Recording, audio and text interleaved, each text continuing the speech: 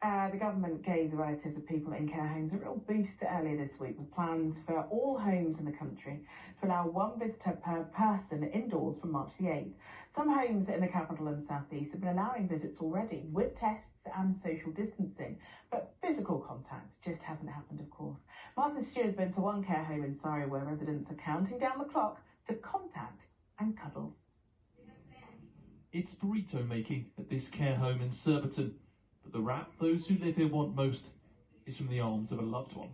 Hugs and physical contact have been off the menu for nearly a year. Hello. Hello, Nana. Hello, how are you? Just looking forward to getting back to some semblance of reality.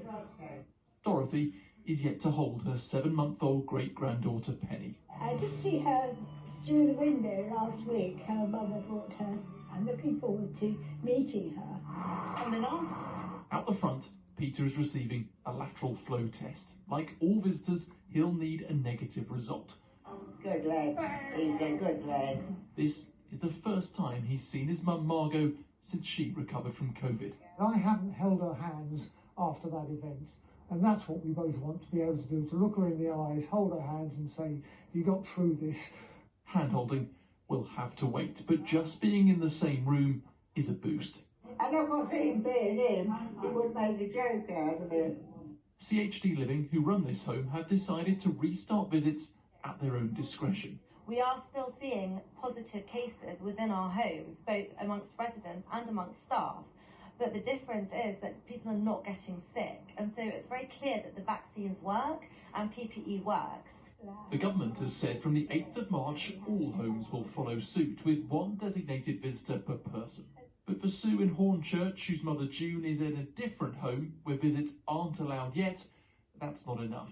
They're so paralysed with fear now that they're still not letting people in. She's part of the group Rights for Residents, who want a legal guarantee they'll be able to have regular, meaningful contact with relatives. We're seeing the deterioration in our loved ones in this last year has been so shocking, that we'll just lose them. It's bad enough that they're in a care home, they're poorly, they're struggling with life anyway. We're not prepared to just sit back and do absolutely nothing for our loved ones. Back in Surbiton, Audrey saw her daughter yesterday. How many visits do we have? Well, I think it's a couple a week you're potentially allowed. Well, that's not nice. It would be far nicer to have one every other day, actually. Something to look forward to. The government will review visits again in April, with the possibility of seeing 2 people, not just one. Martin Stew, ITV News. Next, a dancer